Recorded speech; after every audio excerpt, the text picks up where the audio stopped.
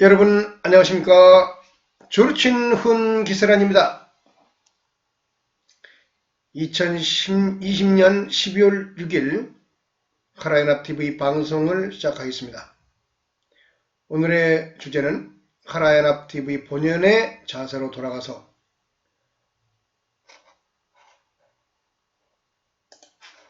최적의 패권 시나리오라는 주제로 한국인의 나갈 길에 대해서 알아보는 시간을 갖도록 하겠습니다.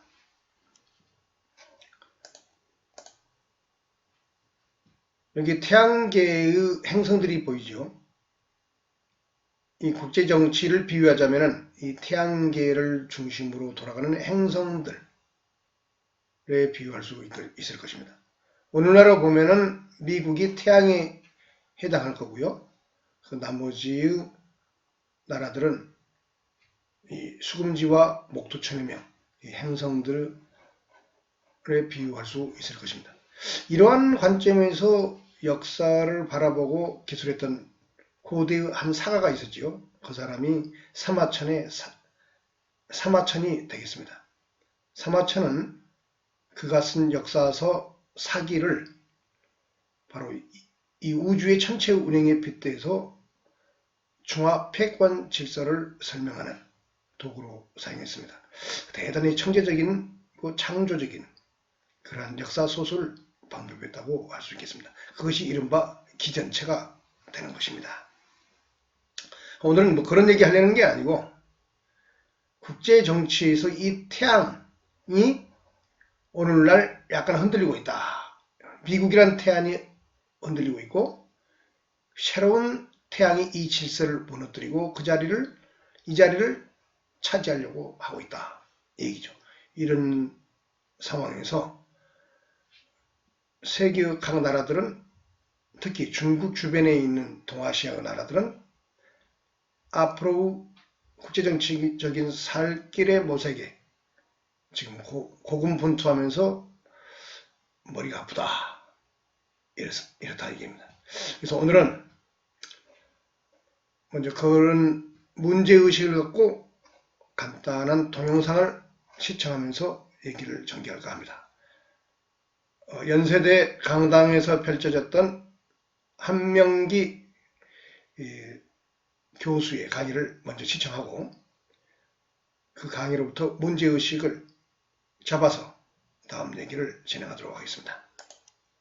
다시 수십 년의 세월이 흘러서 중국이 굴기하기 시작했습니다.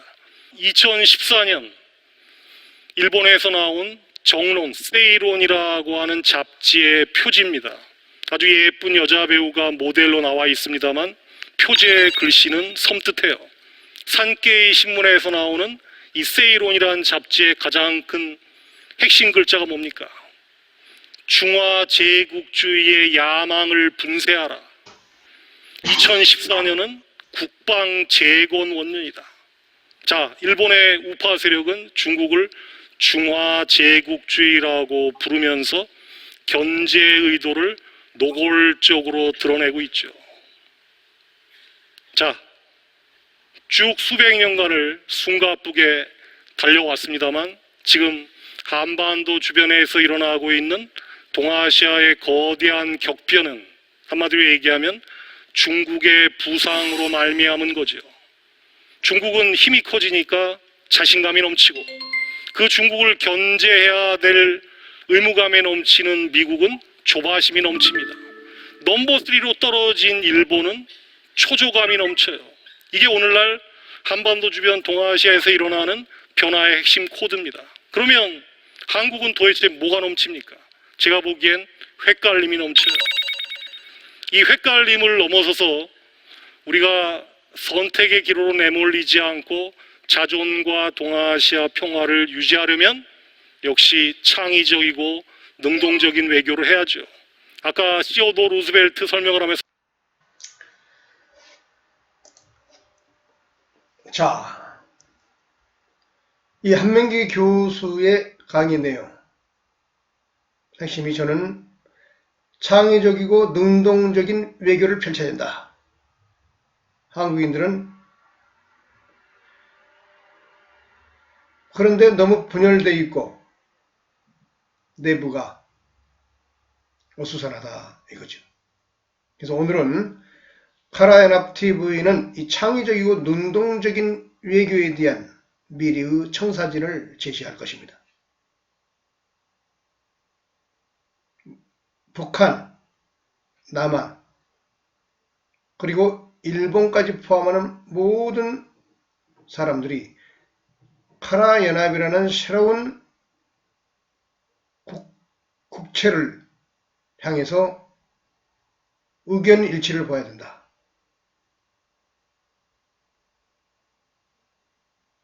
그런 기대를 갖고 이 강의를 진행하도록 하겠습니다. 즉 창의적이고 능동적인 외교가 무엇이냐? 주로 학자들이랄지 매스컴들은 과거의 얘기를 주로 떠들고 실제적으로 미래의 청사진을 얘기하는 사람들은 거의 전무합니다. 그래서 구체적인 것은 한마디로 이 그림이 되겠습니다. 카라연합 지도가 보이죠. 일본과 한반도를 합쳐놓은 이 영토 범위, 거기에 오늘날의 동해가 카라해로 표기되어 있고 독도가 카라섬으로, 경상남도가 카라연합 특별행정자치도라고 이름 붙여져 있습니다. 이게 바로 오늘날 일본과 한국의 갈등을 수습하고 그 이상을 미래로 뻗어나가기 위해서는 이와 같은 합의가 이루어져야 된다. 얘기를 먼저 말씀드리고 다음 얘기를 진행하겠습니다. 방금 전에 그 카라연합의 영토를 인공위성에서 내려본 아름다운 화면이 되겠습니다. 근데 그 카라연합이 가능하기 위해서는 강력한 주춧돌이 필요한데 그 토대가 되는 것은 강력한 한미동맹이다. 강력한 한미동맹이 전제가 되지 않으면 사상누각이고 불가능한 일이다 얘기입니다. 그래서 한국인들은 북한까지 포함해서 모두 강력한 한미동맹이라는 것을 미래의 핵심 안보 축으로 의견 통일을 해야 된다. 여기서 어느 누구도 빠져나가면 안 된다. 얘기입니다. 그리고 그 축 내에서 일본과 통합을 해야만이 한국인이 미래에 국가적으로 그리고 국제적으로 비상할 수 있는 환경이 조성된다. 그리고 일본을 안정시킬 수 있고 일본의 위험성을 재무장의 위험성에서 오는 우려를 제거할 수 있다. 이겁니다. 미국이 없다면은 유럽의 유러피안 유니언이 유지가 가능하겠습니까? 북대서양 조약기구 나토 동맹이 가능하겠냐 이 말입니다. 불가능한 겁니다. 미국이 빠지는 순간에 유럽은 붕괴되고 말 것입니다. 카라연합도 미국이라는 강력한 주춧돌이 전제되지 않으면 꿈조차 꿀 수 없는 것입니다. 세계는 블록화, 대국화의 길로 경쟁하고 있습니다. 심지어 섬으로 떨어져 있고 바다로 갈라져 있는 아세안, 동남아시아의 수많은 국가들조차도 아세안 국가연합을 창출하기 위해서 한 발 한 발 전진하고 있습니다. 이게 아세안의 지도이고 그 국가들을 보여주는 것입니다. 국제사회에서 자신들의 발언권을 키우기 위해서는 이런 대국화의 길, 블록화의 길뿐이라는 것을 일찌감치 이 사람들은 의견일치 보고 있다 이겁니다. 그럼 한국인은 어떠하냐? 한국인은 이 주변에 대부분 대국들이 존재하죠. 대국들이 존재하고 대국화로 나아가고 있고, 그러나 동아시아를 보면은 그렇지 못하고 있습니다. 한국이 중국으로 붙어버리면 중국이라는 대국에 포함돼서 하나의 블록이 될 수는 있겠지요. 그런 그림을 꿈꾸는 사람도 있는 것 같습니다. 그러나 저는 결코 그렇게 바람직한 것은 아니다.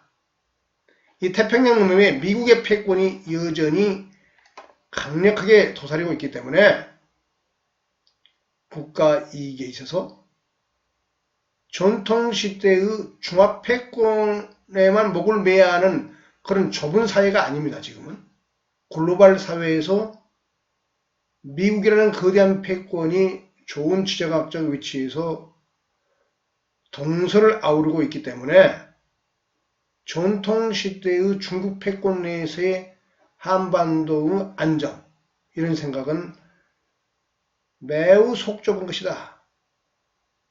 그리고 한국의 역사적 본질과 정체성에 크게 위배되는 것이다. 이겁니다. 그래서 한국인들은 이렇게 카라 연합을 결성하고, 그리고 만주와 연해주를 시장협력의 변경지대로서의 전략을 짜서 미래로 전진해야 된다. 이런 얘기를 강조하고 싶습니다. 이거는 지역 무역협정의 종류와 포괄 범위라는 내용의 슬라이드인데요. 이것은 어떤 논문에서 제가 발췌해 온 건데,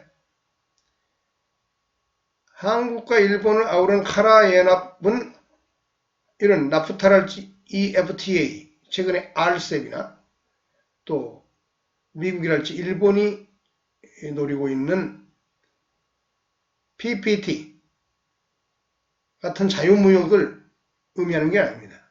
그거는 뭐냐?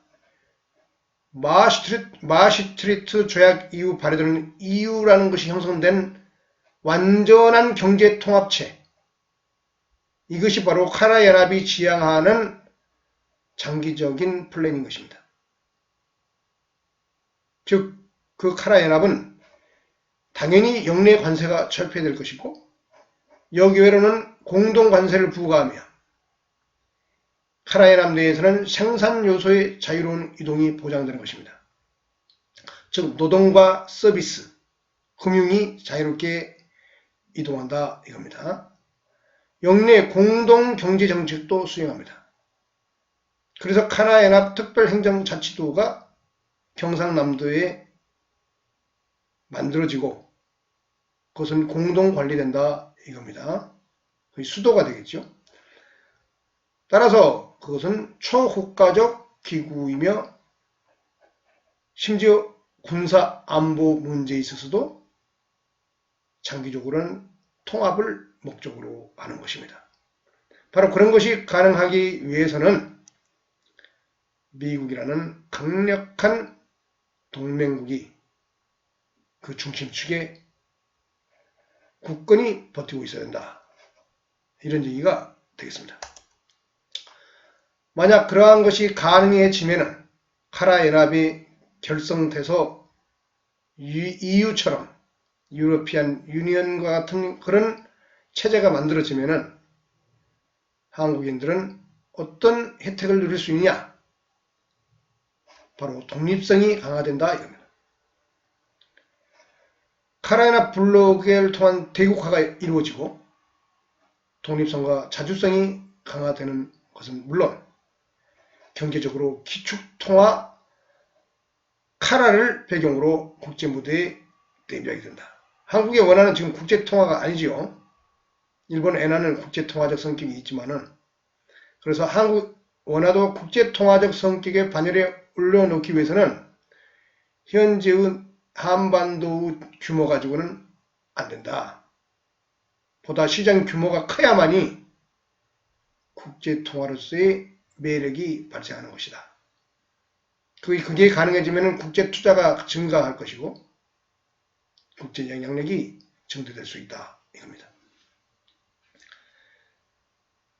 만약 현재처럼 이런 상태에 계속 머문다면 한국은 국제 정치 경제적으로 영원히 동래북 상태의 국제 미아로 남게 될 것이고 미래를 살아가게 되는 운명에 처하게 될 것이라고 저는 보고 있는 것입니다.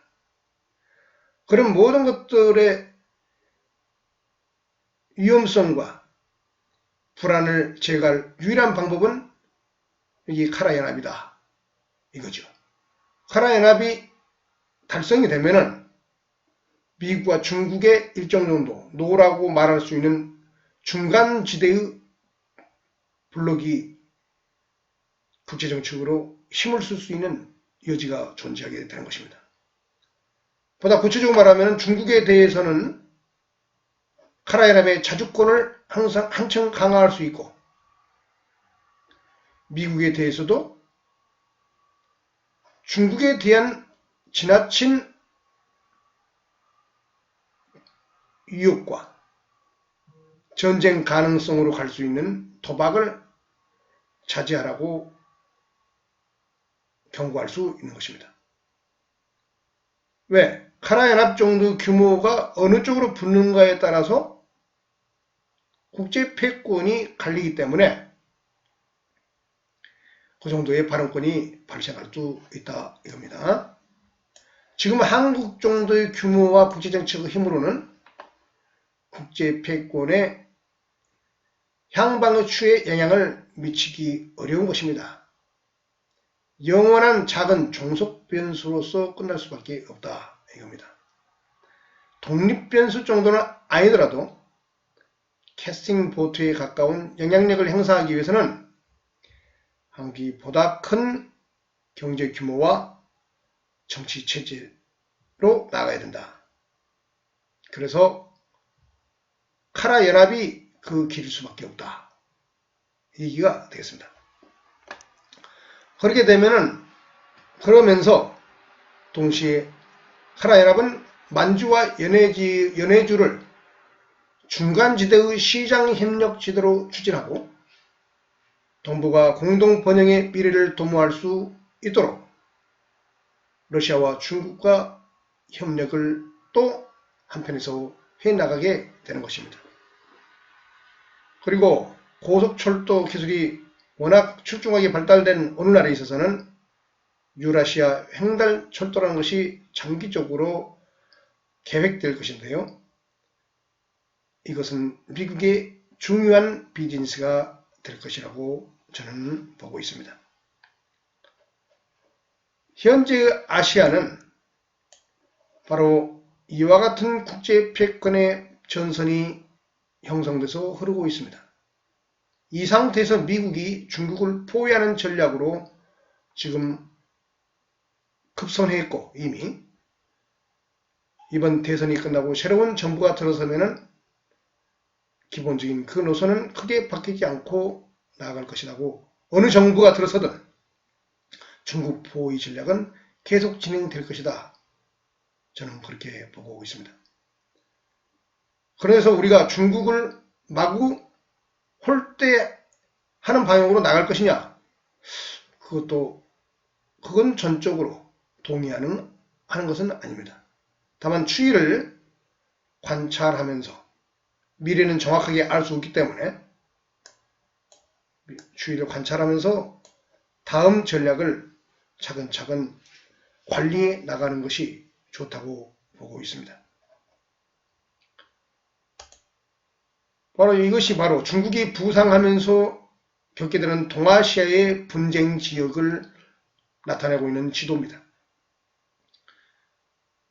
여기 보면 한일 간에도 독도 분쟁이 있고 일본과 러시아 간에도 쿠릴일도 분쟁이 있는데 그것은 중국과 관련되는 분쟁 지역이 아니다 보니까 이 지도에는 좀 빠져 있습니다. 그러나 중국과 관련되는 이 남중국해 이렇게 중간수역, 한중일 대륙분 경제갈등 이런 데서는 그 다음에 여기 보면 센카쿠 열도 일본명 파르셀군도, 사사군도, 이게 수많은 분쟁 지역이 존재하고 있습니다. 이건 바로 중국의 굴기, 패권의 야욕, 그것이 현재 진행되고 있기 때문에 미국에 의해서 견제되고 있는 상황입니다. 만약 이 상황에서 전쟁이 터져서 중국이 동아시아 남중국해, 동아시아와 남아시아에서 미국을 밀어내게 된다면 제가 보기에는 그럴 가능성은 쉽지 않다고 보는데요. 그렇게 된다면 패권의 전선은 이렇게 바뀌게 될 것입니다. 그런 일이 벌어진다면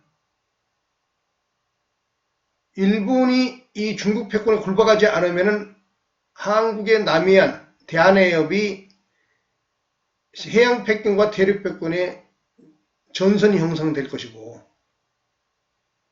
그래서 한국 남해안이 전쟁, 지금 휴전선과 같은 또는 북중 국경과 같은 그런 역할의 전선이 만들어지게 될 것입니다. 만약 그런 중국 패권으로 아시아가 넘어가게 된다면 이와 같은 라인으로 국제 패권 전선이 형성될 것이 자명할 것입니다. 그렇게 진행될 거라고 봅니다. 그러나 이것이 과연 가능할 것인가? 그거에 대해서는 이제 보시는 바와 같이 의문부호를 저는 달고 있습니다. 이것이 보다 동쪽으로 더 팽창을 하게 중국 패권이 팽창했을 때는 바로 이와 같은 패권의 전선이 또 형성될 수 있습니다. 이 정도 되면은 이제 일본도 한국도 모두 중국 패권 안에 무릎을 꿇고 들어가게 되는 것이지요. 그래서 아까 방금 전에 이게 보였던 이러한 지역의 모든 수역들은 중국이 원하는 수역으로 포함되는 것이고 중국 군함이 지배하게 될 것이고, 지금 마치 미국이 이 지역을 관리하면서 중국을 견제하듯이 그 반대의 현상이 벌어지면서 서태평양이 중국 군함의 동무대로 세상이 바뀌게 되는 것입니다. 그리고 한국은 친중국 통일을 하게 되시고 일본은 상대적으로 왕따를 당하게 되는 현상이, 그런 국제적 현상이 발생하게 될 것입니다. 이런 상황에서도 한국과 일본이 각각 분열된 상태에서 안정된 체제를 또 구가하기는 하겠습니다. 그러나 이런 상태로 넘어가기 위해서는 미국과 중국 간의 사활을 건 일전이 불가피하기 때문에 과연 핵무기가 존재하는 오늘의 세계에서 과연 그와 같은 극단적인 국제정치적인 격변이 과연 일어날 것인가? 그리고 만약 그런 일이 벌어진다면 과연 중국이 미국의 벽을 넘어설 수 있을까? 거기에 대해서는 저는 회의적인 입장에 있습니다. 미국의 패권은 모든 체제나 시스템적인 유연성 그리고 창조성 측면에 봤을 때 여전히 중국보다는 강하다. 미국을 넘기에는 아직도 중국은 많은 점에서 부족하다. 인구나 영토 면에서는 상당한 메리트가 있지만 그 나머지의 소프트 파워랄지 다른 모든 측면에서는 아직 미국이 훨씬 뒤져 있다. 이 얘기를 강조하고 싶습니다. 여하튼 만약 방금 전에 말씀드렸던 그와 같은 분쟁 이후에 중화 패권이 형성된다면 한국과 일본은 운명이 이런 식으로 될 것입니다. 이렇게 암탉의 품에 있는 이 병아리들과 같은 신세로 한반도는 말 그대로 전락하게 될 것입니다. 지금 북한이 바로 이 병아리들의 위치에 있는 것입니다. 중국 패권의 품, 이 암탉의 품에 있는 병아리, 이것이 북한의 모습인 것입니다. 미국 패권이 지배하는 세계에서 그래서 북한은 지금도 핍박을 당하고 경제적 부흥을 못하고 있으며 마치 조선 말기의 흥선대원군 시절에 부패하고 무기력한 왕국처럼 지금 여전히 헤매고 있는 것입니다. 한반도의 한국인은 장기적으로 정체성을 상실하게 될 것이고 봉건 시대보다 훨씬 강하고 깊은 중국화의 길을 걷게 될 것입니다. 그러나 일본보다는 좀 대우를 받게 되겠죠. 이런 봉건 시대보다 오늘날은 자본주의 교통통신이 훨씬 발달되어 있고 그 다음에 증강현실 시대에 살고 있으며 자본주의 시스템, 시장 시스템을 기본으로 하는 글로벌 시스템 내에 있기 때문에 훨씬 중국화의 길을 강하고 급하게 걷게 되면서 실질적으로 정체성을 상실하고 중국에 통합되는 결과로 나아가게 될 것입니다. 장기적으로 한국이라는 나라는 신장 위구르 또는 티베트과 같은 운명에 처하게 될 것이며 한국인으로서의 정체성을 완전히 상실하게 되는 역사로 진행해 나갈 가능성이 매우 큽니다. 일본도 전통시대처럼 동아시아의 변방으로 전락하게 되고 중국의 홀대와 수모를 감당해야 할 것입니다. 이러한 그림들이 한국인들이 중국화 패권에 들어가게 되면 받아들여야 될 운명인 것입니다. 물론 이 중국이라는 암탉의 품에 있는 이 병아리는 따뜻하고 평화롭긴 할 것입니다. 그러나 자기다운 역사와 문화, 정체성은 인류 역사에서 장기적으로 영원히 사라지게 될 것입니다. 그거는 조금만 우리가 상상력을 발휘해 보면 금방 알 수 있는 것입니다. 여하튼 오늘날은 이 태양기와 같은 이 세계체제, 중심부와 주변부, 미국이라는 이 태양을 중심으로 도는 수많은 지구상의 나라들이 이 시스템이 흔들리기 시작했으며 미국도 그 우려감 때문에 조바심 속에 전전긍긍하고 있는 모습이 보입니다. 그 이유는 바로 그 태양에 도전하는 새로운 태양으로서의 새로운 인력을 갖고 구심력을 갖고 미래를 패권적으로 추구해 가려는 중국이라는 세력이 등장했기 때문입니다. 이 세력의 모습은 동아시아에서 이렇게 엄청난 규모로서 압력을 팽창시키고 있으며 한국과 일본은 그 분위기를 조심스럽게 우려하면서 주시하면서 다음 미래를 준비하고 있는 것입니다. 과연 어디에 배팅할 것인가? 여기에 미군이 주둔해 있으며 미군이 이 전선을 시찰하고 있고 여기에 주한미군이 주둔해 있는 상황에서 과연 이 고립된 듯 보이는 이 중국이 과연 해양으로 박차고 나와서 세계 피해골을 칠 수 있을 것인가? 거기에는 반드시 미국을 넘기기 위해서는 전쟁을 불사하는 일전이 있어야 할 텐데 거기서 미국이 호락호락 그것을 보고만 있을 것인가? 모든 전쟁 물자와 국방력, 인구를 제한 모든 면에서 여전히 슈퍼파워를 과시하는 미국이 그것을 쉽게 허락하지 거라고는 저는 보지 않습니다. 여하튼 그 중국의 부상을 위해서 아까 전에도 말씀드렸듯이 이와 같은 분쟁 수역이 증가하고 있다. 이것은 동아시아의 끊임없는 전운의 불씨가 되고 있다. 이것을 다시 한번 우리가 상기하면서 미래의 역사를 탐구해야 할 것입니다. 최근에 정부는 한국 RCEP에 최종 서명했다.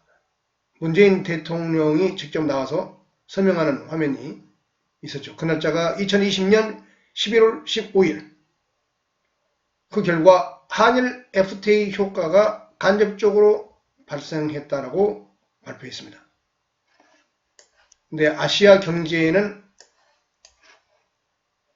이와 같은 그림을 내보이면서 헤드라인으로 정부, 일본으로부터 차, 기계, 소부장 등 소재 부품, 장비, 민간 품목을 짓겠다라고 이런 광고와 헤드라인을 띄웠습니다. 한국 언론과 매스미디어가 이제 이러한 내용의 사진들을 신문에 내보이고 그런 일들이 앞으로는 없도록 하기 위한 근본적인 체제를 만들어야 된다. 이것이 바로 한국인들의 소심함과 피해망상에서 발생하는 것이기 때문에 이것은 일정 정도의 국가적인 사회비용력적인 현상이다. 과거의 식민지 경험, 일본에 당한 서름, 이런 역사를 잊어서는 안 되긴 하지만은 한 개인의 정신으로 빗대어 봤을 때는 우울한 정서이며 어둠의 그림자이고 어떤 가위 눌림과 활달하게 희망적으로 핀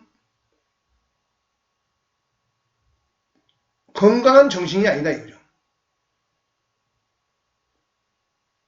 그래서 이거로부터 한국은 이제 벗어나야 된다. 뭘 통해서? 카라 연합을 통해서. 그것이 바로 제 주장인 것입니다. 그래서 그 RCEP이 주로 중국이 주도하고 있다고 우리가 봐야 되는데요.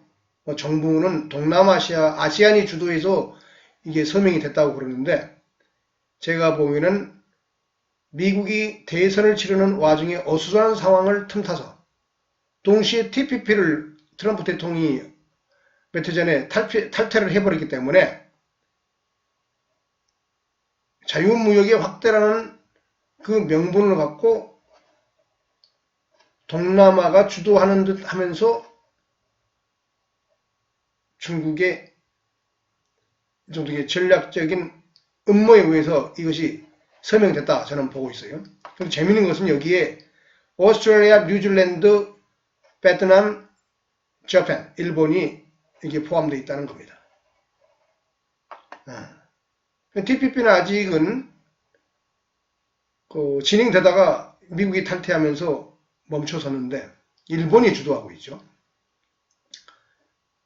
그래서 저는 이 RCEP에 우리가 이번에 서명했으니까 그걸 통해서 간접적으로 일본과 FTA 상태로 나아갔기 때문에 이 부분도 계속 발전시키면서 동시에 TPP도 가입해야 된다. 저는 그런 입장에 있습니다. RCEP과 TPP를 모두 한국인들은 적극적으로 가입하는 것을 받아들여야 된다. 그것이 바로 미래의 역사에 있어서 국익에 엄청난 득이 된다. 근데 그걸로 끝나서는 안 되고 보다도 확실한 추측제를 놔야 되는데 그게 무엇이냐. 지금 상태 일본은 TPP에 들어있는데 한국은 RCEP에만 들어있죠. 일본은 TPP하고 RCEP에 다 들어있는데 한국은 RCEP에만 들어있습니다.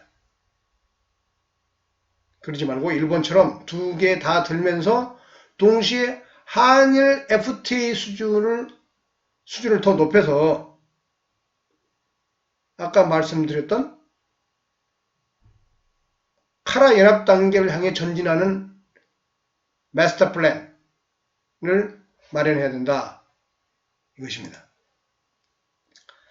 한국은 RCEP에 더하여 CPTPP에 선제적으로 가입해야 된다. 그게 제 주장입니다. 여기는 지역 포괄 경제 파트너십이고, 이것은 포괄적 점진적 트랜스패시픽 환태평양 파트너십, 이 약자라고 합니다. 이 두 쪽을 모두 자유무역으로서 무역을 명분으로 모두 가입해야 된다. 한쪽만 가입하면 안 된다.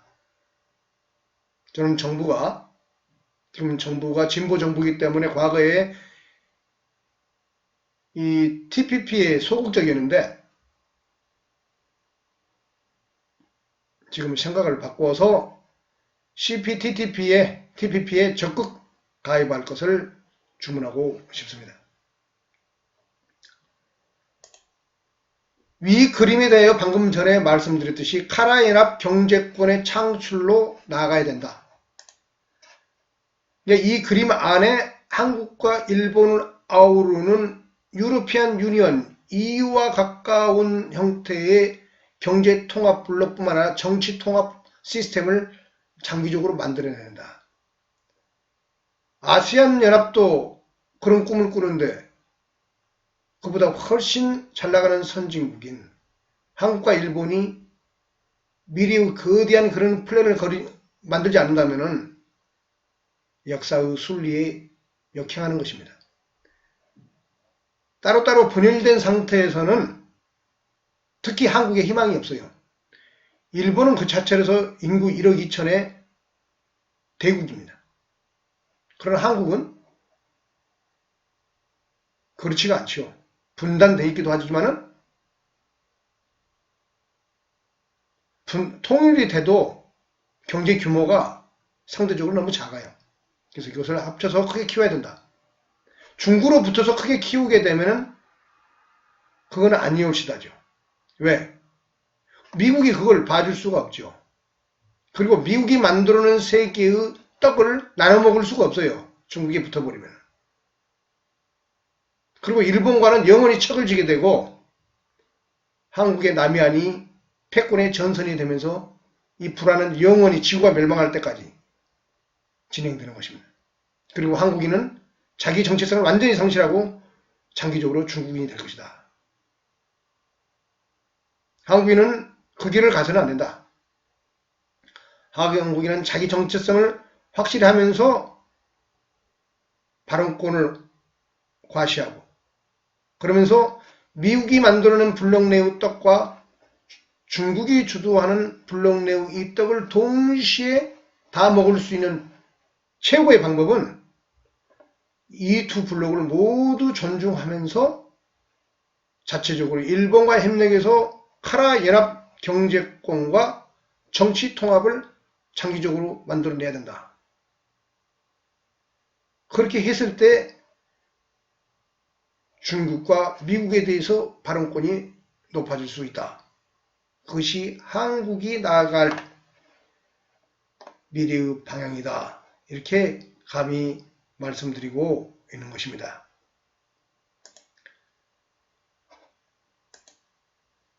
이 한일 FTA는 오랜 전부터 진행되어 오긴 했는데요. 98년 11월부터 한일 FTA의 그 연역 일지를 보면은 진행됐다고 이게 나오는데, 그러니까 97, 8년이면은 외환위기, IMF 사태가 발생한 이후에 한국 경제가 국제 시스템 쪽으로, 국제 자본주의 시스템 쪽으로 확실하게 그 문턱을 개방하면서 국제 시장에 편입된 원년으로 볼 수 있습니다. 그때 이제 이전에 있었던 보호무역주의적이고 소극적인, 이러면 뭐 종속이론이랄지 매판자본이론, 제국주의론, 이런 관점에서 보던 자본에 대한 시각과 세계 질서에 대한 마인드가 그 당시 집권자인 김대중 대통령을 중심으로 했고 천지개벽을 했던 시기입니다. 그와 같은 경제와 세계를 바라보는 관점이 급변했던 시기죠. 그래서 국제 시스템 내에 한국이 시장적으로 이제 완전히 편입해가는 그 과정에 엄청난 어려움도 있고 해고와 기업 그 다음에 구조조정과 이런 속에서 어려움을 경험했지만은 국제 스탠다드, 글로벌 스탠다드를 한국 체제가 받아들이는 원년이었다. 이겁니다. 바로 그와 같은 분위기 속에서 일본과도 FTA 쪽으로 새로운 그림을 그려갈 수 있는 성숙된 세계로 나아가는 그런 길을 98년 이후 걸어가게 됐다. 이거죠. 그렇지만은 일본의 경제랄지 어떤 기술력, 자본력이 워낙 출중했기 때문에 한국은 여전히 지금도 두려워하고 있지만은 소부장 같은 거, 기계, 아까 말씀드렸듯이 아시아 경제가 그걸 중점 보도했잖아요.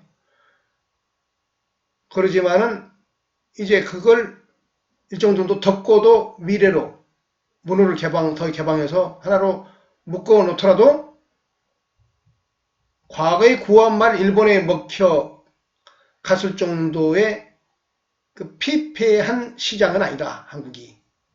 그래서 일본에 대해 자신감을 좀 가져도 된다. 이런 얘기를 하고 싶은 것입니다.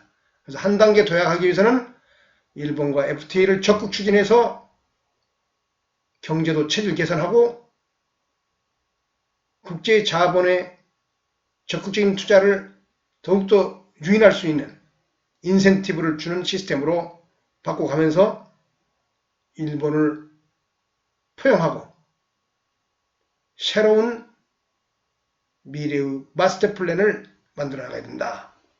이런 얘기를 하고 싶습니다.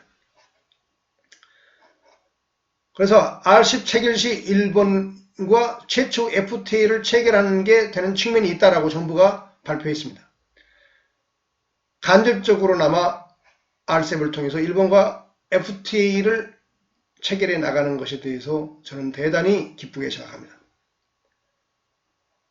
일본과 한국은 바로 이와 같은 애매하고 모호한 감정 상태에 있기 때문에 FTA를 당사국끼리 직접 적극적으로 체결하는 데에는 이렇게 지지분이라고 결렬되고 중단되어 오다가 결국은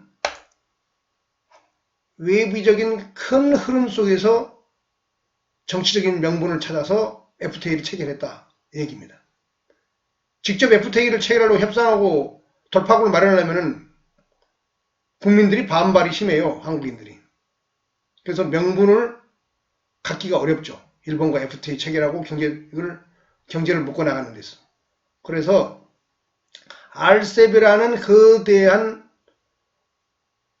흐름 속에서 가만히 끼워넣기 식으로 FTA가 체결되는 상황으로 갔다 이 말이죠. 근데 앞으로는 이래서는 안 된다. 이왕 이렇게 됐으니까 이제 한국인들은 자신감을 갖고 이 단계를 훨씬 넘어서 방금 전에 보여드렸던 완전한 경제통합 단계라는 이 플랜 쪽으로 적극 모색해 나가는 적극성과 진실성을 보여야 된다.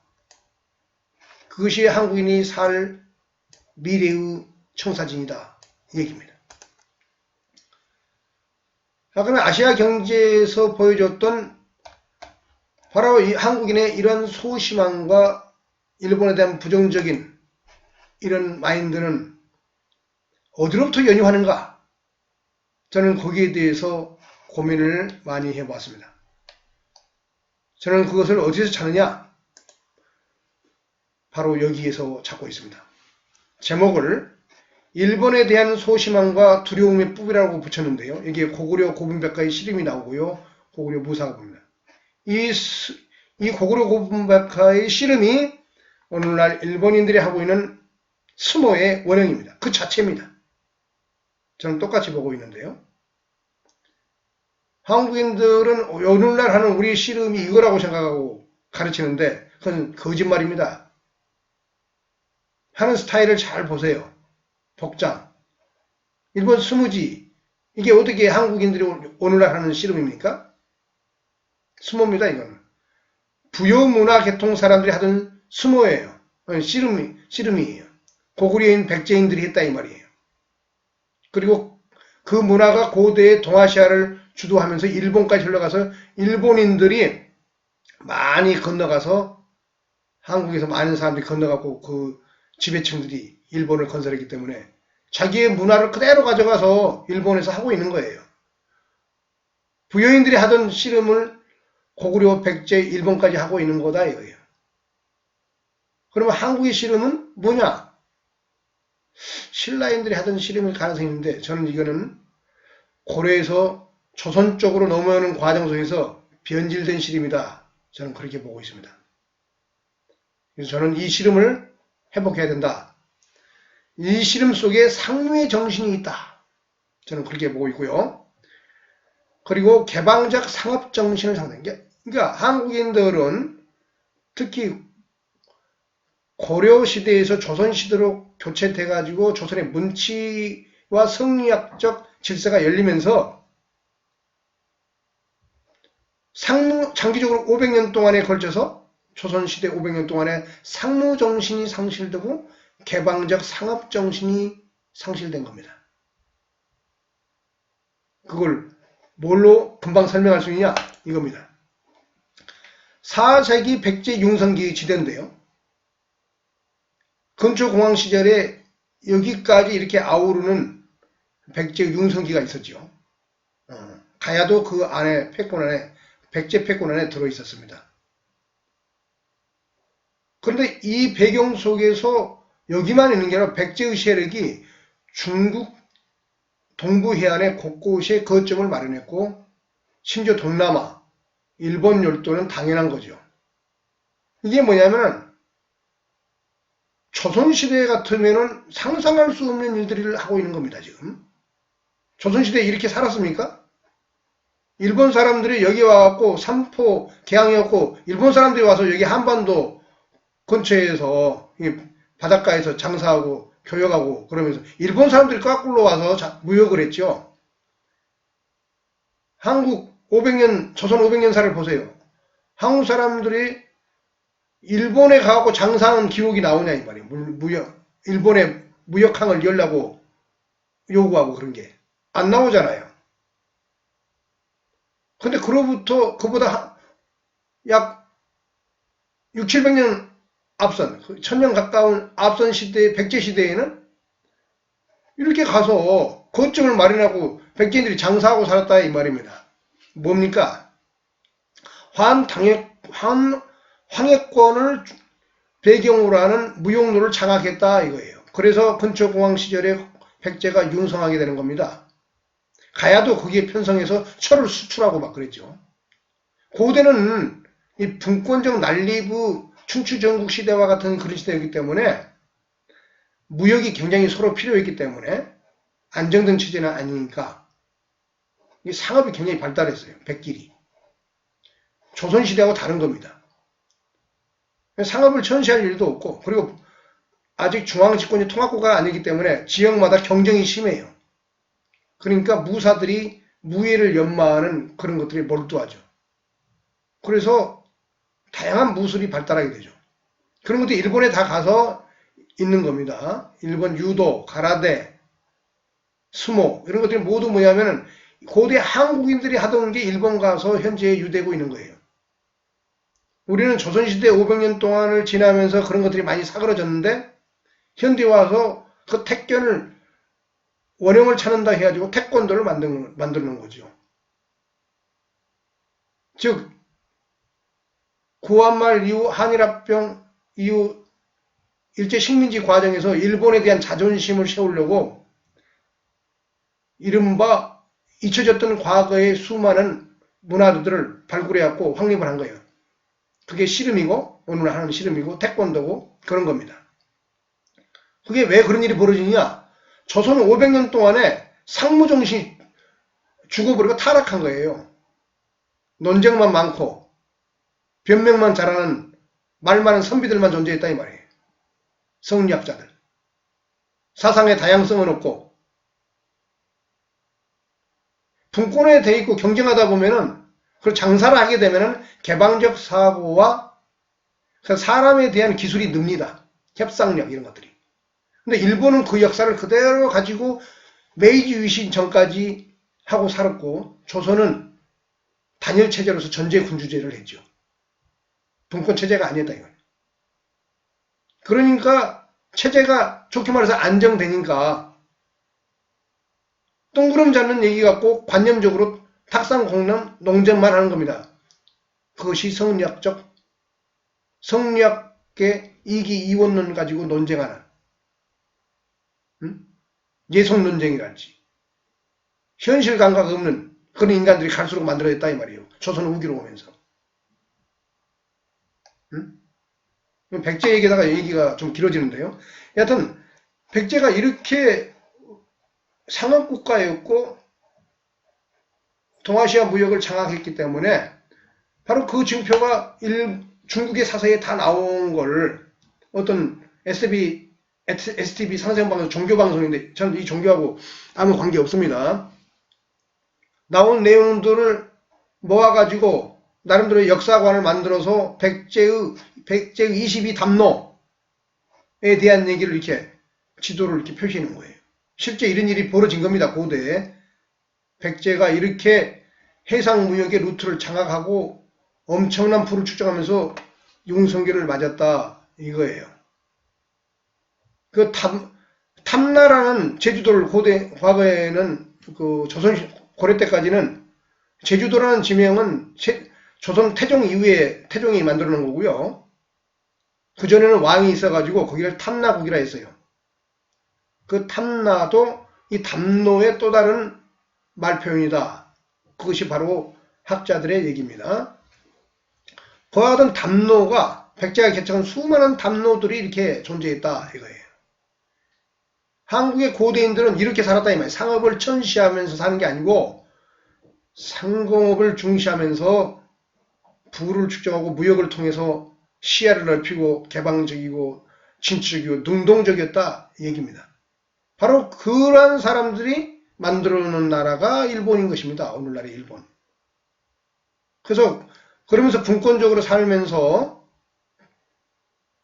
바로 백제로부터 연결되는 이 고대 문명의 뿌리가 그대로 크게 변하지 않고 메이지 유신 이전까지 유지되면서 살아오는 겁니다.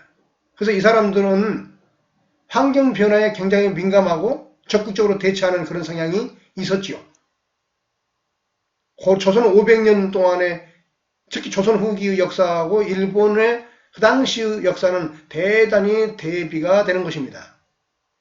그래서 일찌감치 포르투갈 상인 이후에 네덜란드 상인과의 교역 속에서 세계에 대한 정보와 물동량의 흐름 속에서 그 다음에 자체적으로 분권 시대를 살았기 때문에 관세 개념이랄지 협상 개념, 분권 개념 이런 것들을 이해하고 있었다.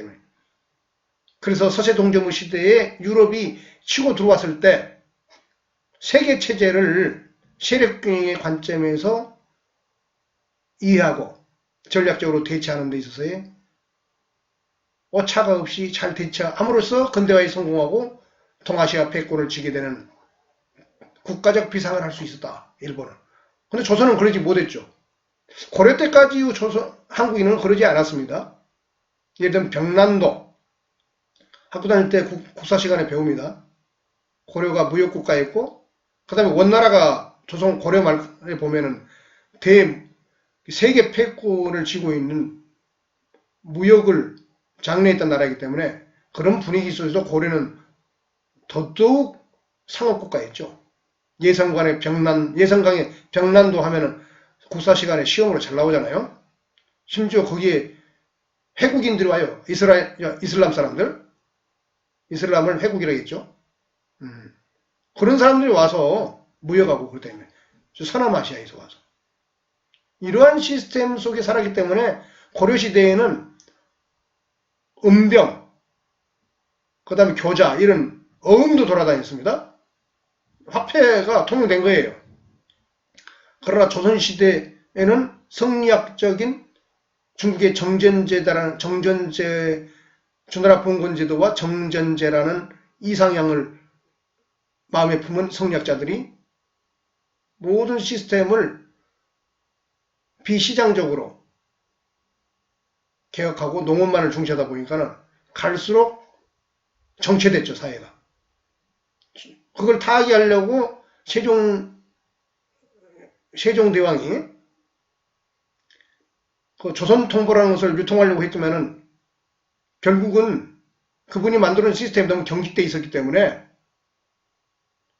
자리를 잡지 못해서 실패합니다. 그래서 면포, 쌀 이런 것들이 화폐 대용으로 물물 교환하듯이 살고 그랬죠. 그래서 나중에 결국은 조선 후기가 와서 일본을 중심으로 해서 이렇게 무역이 중국과 이렇게 활성화되고 그 영향하에서 또 인구도 증가하고 그러면서 자리 잡다 보니까 조선 숙종 때 17세기에 와서 드디어 상평통보가 정상적으로 통용된 겁니다. 그 이후를 자본주의 맹하라고 이제 얘기하면서 한국 학자들은 우리도 자본주의 길로 가고 있었고 근대화의 길로 나갈 수 있는 기초가 마련되고 있다라고 말할 수 있지만은 그러지만은 1820년대 초 25년인가 역병이 돌고 체제가 붕괴되는 엄청난 신호가 오고 그리고 세도 정치에 의해서 국가가 관료가 부패하고 그러는 과정 속에서 19세기 후반부는 완전히 마비된 경제와 타락된 체제로 새로운 시스템적 개혁과 근대화를 성공시킬 수 있는 근본적인 혁신을 못하고 결국은 떠오르는 동아시아의 패권자 일본에게 쓸려 들어갔던 것입니다. 우리는 그걸 분명히 자각하고 인식하고 받아들여야 됩니다. 한국인들의 왜 바로 그와 같은 이유에 의해 가지고 한국인들이 일본에 대해서 소심함과 두려움을 갖게 되는 것입니다. 마치 농촌 사람들이 폐쇄적으로 자기들끼리만 텃세부리고 좋지 외부에서 낯서는 사람이 오면은 의심스러운 눈으로 보고 배격하고 의심하고 그래요. 개방성이 떨어지죠. 조선시대 한국인들의 모습이 그런 모습하고 유사한 겁니다. 제가 농촌 출신이라 그런 문화를 잘 알아요. 그래서 저 같은 농촌 출신은 서울에 맨 처음에 왔을 때 맥주집에 들어가는 것도 어색해요. 장사하는 사람한테 물건 하나 사는 것도 어색하고. 제가 순 농촌 깡촌 촌놈이거든요. 조선시대 사람들이 그런 수줍은 소심한 사람들이었다 이 말이에요. 대부분이. 왜? 체제가 그런 체제였으니까 유동성이 사회적 유동성이 풍부하고 화폐가 돌고 그런 장사하고 이런 것들에 대해서 노하우를 많이 갖지 못했다 이 말이에요. 국제적 협상 그런 것들이 쌓이고 그래야만이 국제적 협상도 잘하고 그럴 텐데 한국인들은 갈수록 조선 말기로 오면서 조선 500년 동안에 이 소심함이 갈수록 커졌다 이 말이에요. 일본은 거꾸로 개항하라 해갖고 마음에 안 들면은 외란도 일으키고 막 그랬잖아요. 한반도에 와서. 고대에는 거꾸로 백제인들이 가가지고 일본을 개척하고 이렇게 했다 이 말이에요. 이유는 뭐냐? 상무정신과 상업의 정신이 살아 숨쉬었다 이 말이에요. 한국인들은 바로 이제 이런 본래적 자기로 좀 회복하고 있는 역사적인 회복 지금 순간에 진행되고 있다. 저는 그렇게 보고 있습니다.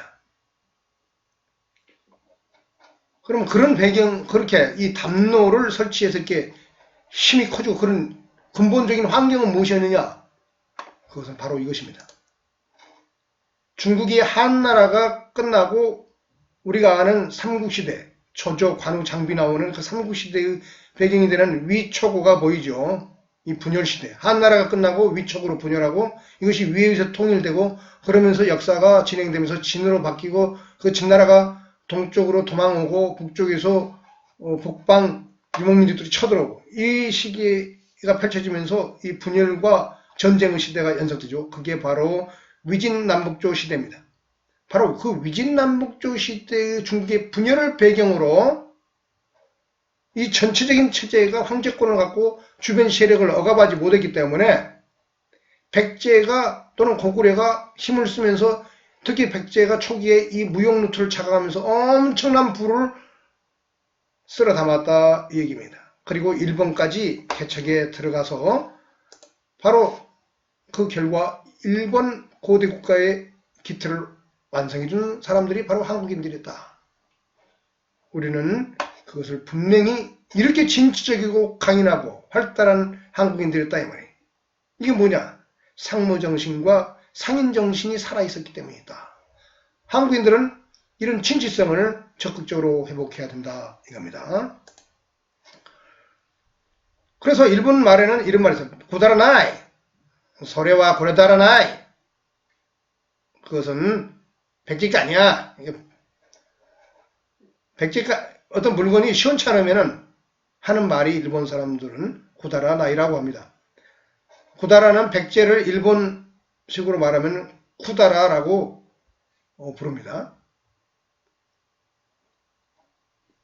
샤쿠다이 이렇게 한자로 발음할 수도 있는데 그런 말을 안 씁니다. 일본 사람들은 구다라, 백제를 구다라, 나이, 우리말로 아니다 이 말이에요. 구다라 나이다, 백제께 아니다, 물건 별로 안 좋네, 이런 뜻으로 말이 변해서 현재도 쓰이고 있다 이 말이에요. 그만큼 백제가 해상 왕국으로서 활달하고 세계 그 당시 동아시아 무역을 주도했다 이런 얘기가 되겠습니다. 일본은 한국인 해양 개척시대의 원형을 지속적으로 유지해왔다 이겁니다. 한국인들은. 일본 사람들은. 왜? 고대의 시대와 체제가 바뀌지 않고 계속 살아왔거든요. 실제로 분권적 전쟁의 시대를 살았고 막부 시대죠. 그리고 그게 막부와 막부, 다이묘와 다이묘 간에는 경기가 있었고 거기를 통과하는 통행세를 내야 했고 일종의 관세 비슷한 거죠. 마치 중세 유럽의 봉건 시대하고 유사한 그런 시대를 산 거죠. 그리고 서로 자기들끼리 상호 체제 경쟁하고, 그러니까 생각도 다양하고, 그러니까 무역이 더 필요하죠. 각 지역마다 풍부한 물건이 다르기 때문에 교육을 통해서 약점을 보완한다. 그리고 그런 것들이 섬나라이기 때문에 대륙에 대한 호기심이 굉장히 강했고, 그래서 항상 중국 동부 해안과 한반도 해안을 다니면서 이른바 노략질도 하고, 그 왜구죠, 그게. 그게 바로 해양 세력의 진취성을 보여주는 겁니다. 인류 역사에는 두 개의 진취적인 집단이 나타나는데요. 하나는 유목민족의 진출성, 대륙인들이죠. 다른 하나는 백기를 통한 진취성, 그것이 바로 해양 세력입니다. 백제인들은 바로 그러한 정신 속에서 문명을 일군 사람들이었고 그 잔상이 일본에 고스란히 남았고 그 체제를 그대로 유지해온 게 일본인들이었다. 그래서 그 사람들은 체제적 분권과 상무정신, 상업과 무역의 진취성을 지속적으로 유지할 수 있었다. 조선 500년하고 다르다 이거예요. 일본이 한국을 식민지화했다 해서 일본을 타달해야 되고 비난받아야 마땅하지만은 우리 내적으로도 무기력할 수밖에 없는 체제 속에서 500년을 흘렀다. 창조적이고 진취적이며 개척적인 어떤 지적 노하우, 사고방식 이런 것들을 상실해 갔다 이 말입니다. 그래서 19세기 이후 서세 동제문 시대에 능동적이고 적극적으로 전략적으로 대처하는 지적 능력이 떨어질 수밖에 없었다. 그래서 그 당시 근대화를 주장했던 사람들은 대부분 중인 집안에서 나왔지요. 갑신정변을 주도했던 그 사상적인 뿌리가 오경석이랄지 유대치, 이 사람들이 그 당시에 중인 양반들이 천시하던 상업하고 무역하던 사람들, 이 사람들이 그걸 주장하면서 자기의 후예들을 길러가지고 그 세력이 커져서 갑신정변을 주도한 겁니다. 그러나 환경이 충분히 받쳐주지 못하고 무르익지 못했기 때문에 실패했던 것이죠. 반면에 한국은 조선의 성립 이후 주자 성리학적 관념 세계와 이론적 원칙 체제, 상공업 천시 정책, 산업공상에서 일본도 산업공상이 있긴 했죠. 그러지만은 조선처럼 공상을 천시해서 임진왜란 이후에 끌려갔던 도공들이 돌아가자니까 안 돌아오고 일본이 좋다고 거기 눌러 남아가지고 엄청난 도자기를 구워서 유럽에 수출해가지고 일본의 부를 증식시켜준 그런 일이 발생하는 거죠. 그 집안이 지금도 이어지고는 심수관이라는 그 도공 집안 아닙니까?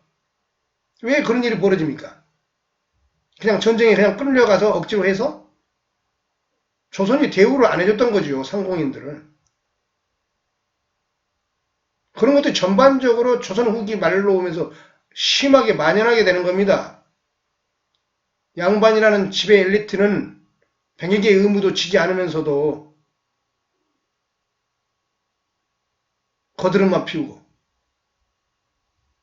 주작 성리학의 그 관념적 이념에 찌들어가지고 위선적인 행태나 부리고 이게 조선시대 말기까지 진행됐던 대부분의 조선의 엘리트의 모습입니다. 우리는 조선이 망한 원인을 바로 거기에서 찾아야 합니다. 그래야만이 우리 자신의 내면 깊숙한 곳에서 강한 엔터프러너십과 진지성에 대한 필요성을 자각하게 되는 것입니다. 그래서 사회 경제적 탄력이 떨어지고 문화적 다양성의 생명력이 상실되어 왔다. 중국의 문제가 제가 보기엔 요즘은 이거예요. 문화적 다양성의 생명력을 상실해가고 있어요. 미국은 이게 남아있는 거예요. 미국의 대선이 끝나고 나서 트럼프 대통령이 불복선언하고 따지고 그러니까 시끄럽고 어수선하지요. 그래서 미국이 패했다 이렇게 말할 수 있는 사람도 있을 겁니다.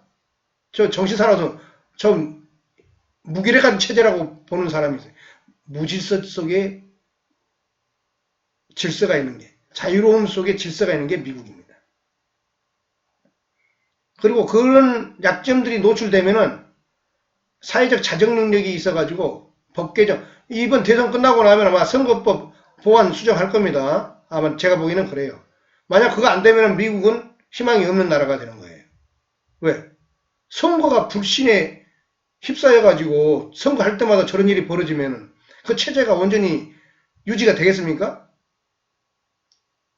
미국은 문제가 발생하면은 자체적으로 그걸 창조적으로 개선하면서 수정헌법을 만들어내고 새로운 길을 옛날 고대 로마가 그랬어요. 로마 공화정 시대에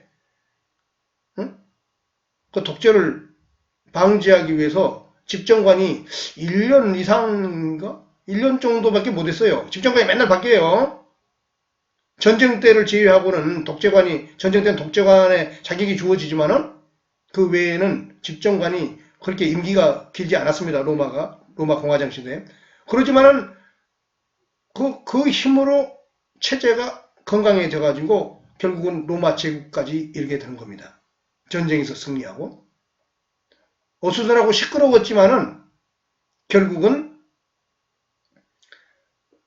건강한 사회의 생명력을 자정해서 스스로 정돈해 갈 수 있는 능력을 민주주의 체제에 대해서 만들어낼 수 있었다. 중국은 그런 체제가 아니잖아요. 중국은 그걸 갖춰야 돼요. 그러지 않으면 세계 패권을 질 수 없습니다. 그런 소프트 파워를 갖춰야 된다. 이 말이에요. 중국은 지금 과거 봉건 시대의 청조랄지 한국의 조선시대 그런 획일적인 이념, 시스템, 사고방식 이런 쪽으로 중화민족주의 이런 쪽으로 자꾸 다쳐가고 있다. 저는 그렇게 보고 있습니다. 중국은 이걸 다양성이 보장되고 어수선하지만 사회가 스스로 자정할 수 있는 시끄러움 속에서도 질서를 찾아가는 그 기본적인 입법을 체제적으로 완수해야 된다. 안 그러면 장기적으로 희망이 없다.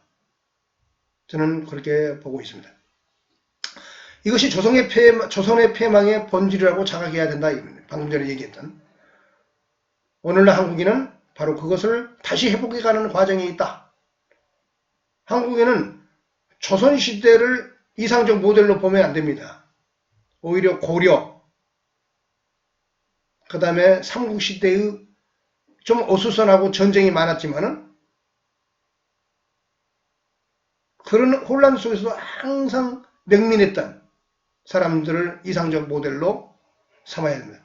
저는 그것을 저는 바로 이 백제인들의 진취성과 담로 이런 것이 바로 그 모델이지 않나 저는 그렇게 보고 있는 것입니다.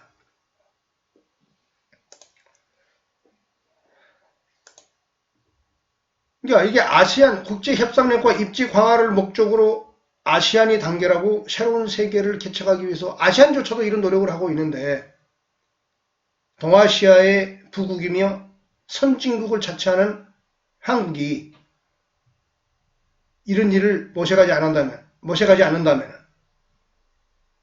말이 안 된다 이거예요. 그래서 적극적으로 한국의 엘리트, 위종자 집단 모든 사람들이 카라의 연합을 통해서 그 길을 만들어 가야 된다. 저는 그렇게 보고 있는 것입니다. 한국의 정치 세력이 따져보아야 할 국가 이익의 분석, 이 내용에 대해서도 이렇게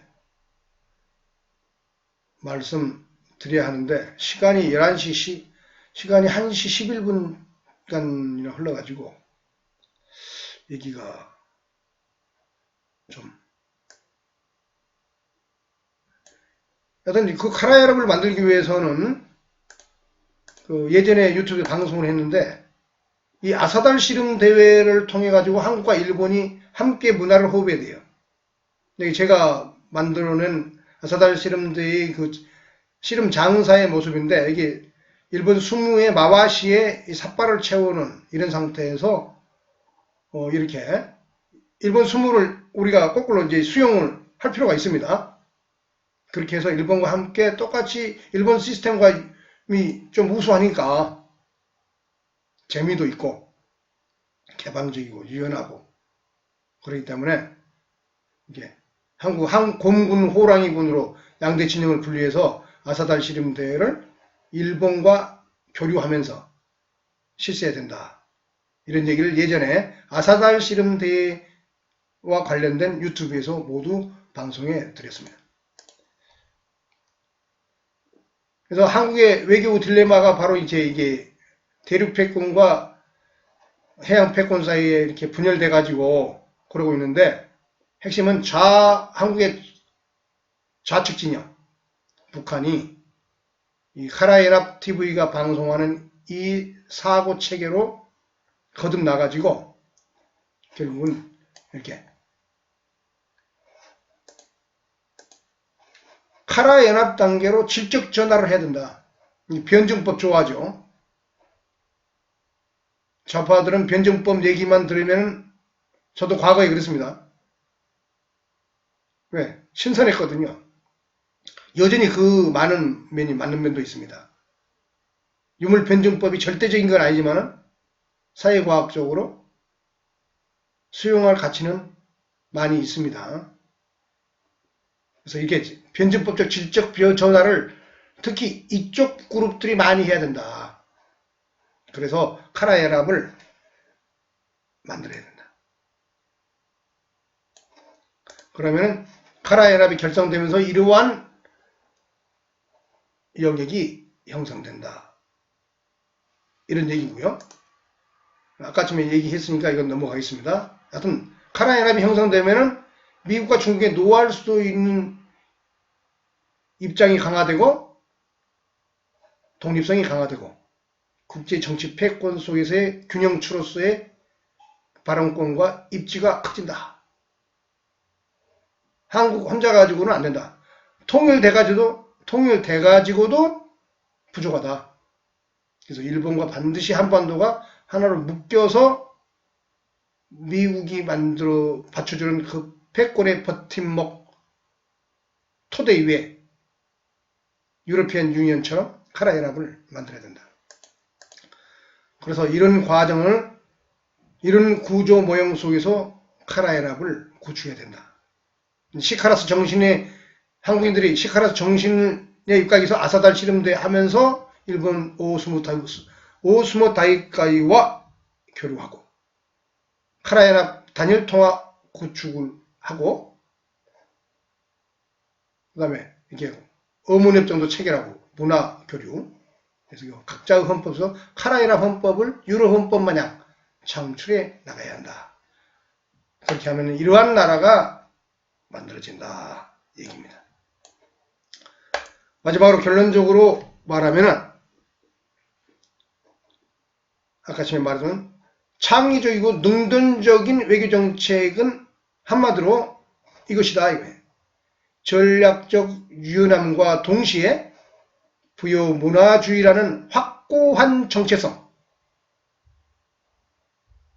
유연함과 동시에 확고한 정체성을 만들어서 그 토대 위에 추진력을 확보해야 한다. 그것이 바로 이 고구려 씨름벽화에 나오는 고분벽화에 나오는 이 씨름도를 현실화시켜서 고구려 씨름을 해야 된다. 일본 수모가 바로 이 자체다. 그래서 전략적 유연함이란 무엇이냐? RCEP과 중국이 주도하죠. CPTPP 동시에 가입해야 한다. 그러면서 거기에 카라연합 경제 영역을 유러피안 유니언 차원으로 만들 수 있도록 노력을 해야 된다. 그걸 하기 위해서는 부여 문화주의를 통해서 확고한 정체성을 일본과 공유해야 된다. 그것이 아사달 씨름 대회이고 그러면서 카라연합이 건설될 것이다. 이것이 바로 아까 맨 앞에 보였던 동영상에서 한명기 교수가 말했던 창의적이고 능동적인 외교 정책이다. 아무도 이런 식으로 미래의 마스터 플랜을 제시해서 내놓은 사람이 없어요. 한국은 이런 말을 상하탑 내에서 할 수가 없습니다. 왜? 이런 얘기 잘못하면은 모가지가 날아가거든요. 교수 자리 잘려요. 일본과 뭐 잘해보자 그러면. 말이 막혀있는 사회예요. 한국은. 그런 면에서. 상하탑 저처다. 상하탑이 뭐예요? 지적 자유, 해방, 토론, 그러면서 새로운 세계의 발견, 개척 이런 것들을 전문적으로 하는 집단들 사람들이 전문가라고 앉아서 연구하는 데잖아요. 근데 한국은 그거 할 수가 없어요. 그 말 잘못하면은 옛날 고려대 교수 누구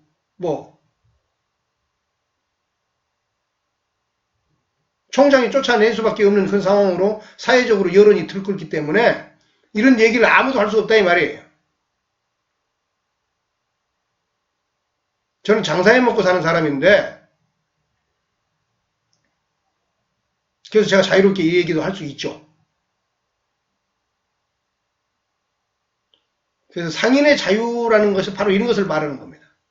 상상력이 자유롭고 해방돼야 되는데 한국의 상하탑은 일본하고 문제만 되면 꿀먹은 벙어리가 돼버리고 모든 게 굳어버려요.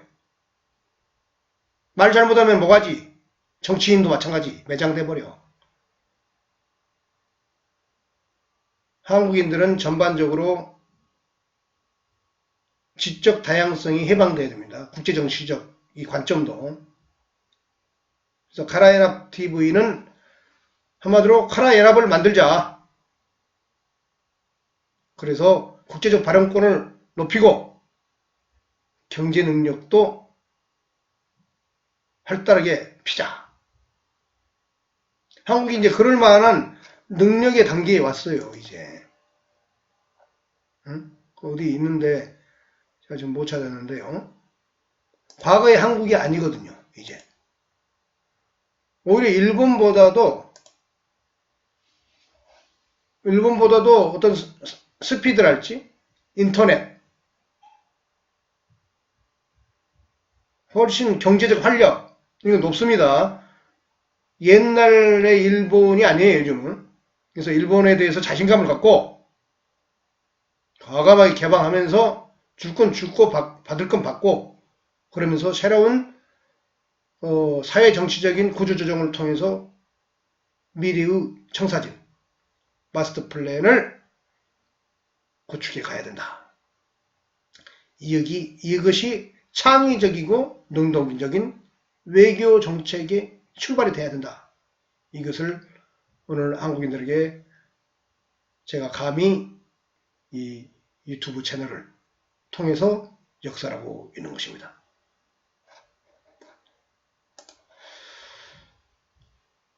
자, 이상으로 너무 길어졌는데요. 1시간 20분 모든 얘기를 마치겠습니다. 저는 조르친 훈 게세란이었습니다. 감사합니다.